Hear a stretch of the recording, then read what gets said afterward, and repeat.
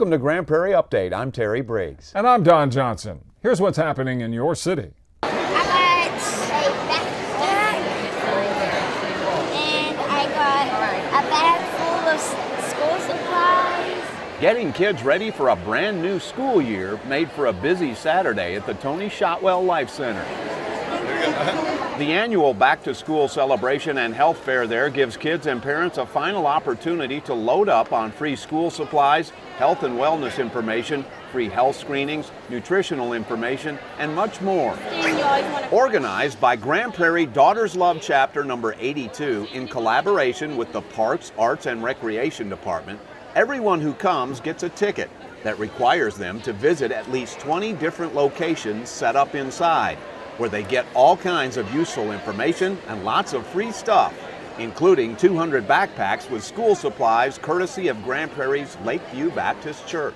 We want to give children that chance to have something that they could take and feel proud of, that they have something to start off with, and that's our purpose, is to make them smile and have that confidence to start off their school year. We just want to make sure that the kids get to the schools and we give them everything that they need, and it makes it easy on the parents as well for the first day of school. The GPISD school year begins Monday morning, August 22nd, which also means that all of the city's school zones will be in operation as well. A one-of-a-kind recreation destination is starting to take shape in Grand Prairie. The outlines of the Epic at Central Park are beginning to emerge after 4 months of construction at the 172-acre site. The plans for the Epic include a massive indoor-outdoor water park, a large recreation and fitness center, Playground Adventures, which is a revolutionary, all-inclusive playground, as well as an amphitheater and other amenities. Grand Prairie voters approved a quarter-cent sales tax for the $75 million project, but private funds are also being used. We're asking them to put this poster on the door of the business. On Friday, officials kicked off the Miles for Smiles fundraiser. It will collect donations from schools and local businesses to benefit the 10-acre playground, which is being designed for children, teens, and adults. Now, why are we doing a fundraising for it? We voted a $75 million tax on ourselves to build it. We're actually spending upwards in the $85 million range to do it right. But we can't build the park to fully completion, the full 10 acres, without some help. Sure, we're going to get it started with the money we have and some other donations that the Sports Corps put in. But we feel like this is a program that touches your heart and people should want to be involved in. We are so thrilled to be able to not just participate as a school district, but teaching our children, whether they come from families that have a lot or have a little, teaching our children the value of giving back, of being of service, is one of the greatest lessons in leadership that they can have. Miles for Smiles will run from September 1st through September 19th. You can get more information online at gpisd.org/milesforsmiles. The Epic at Central Park is scheduled to open in 2017. You can learn more about the project and stay up to date on construction by going online at jointheepic.com. It's mosquito season, and that means the threat of Zika, chikungunya, and West Nile virus. The city of Grand Prairie is attacking the mosquito threat with a strategy called Fight the Bite. Here's how it works.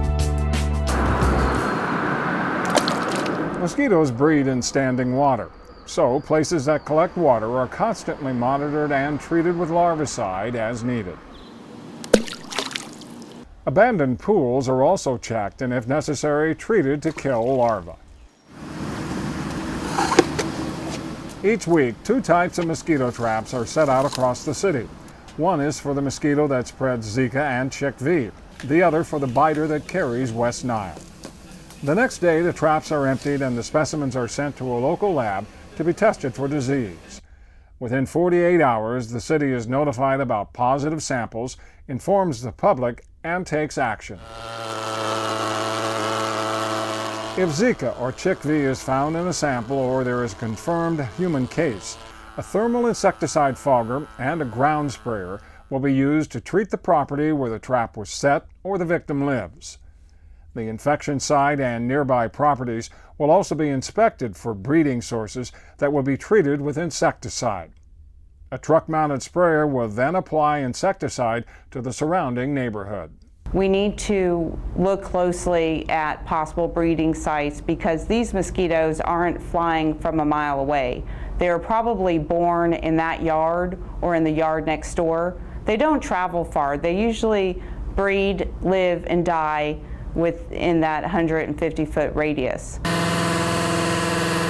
When there is a positive West Nile sample or infection, the city will continue to respond with 2 nights of ground spraying in the neighborhood where the sample was trapped or the victim lives.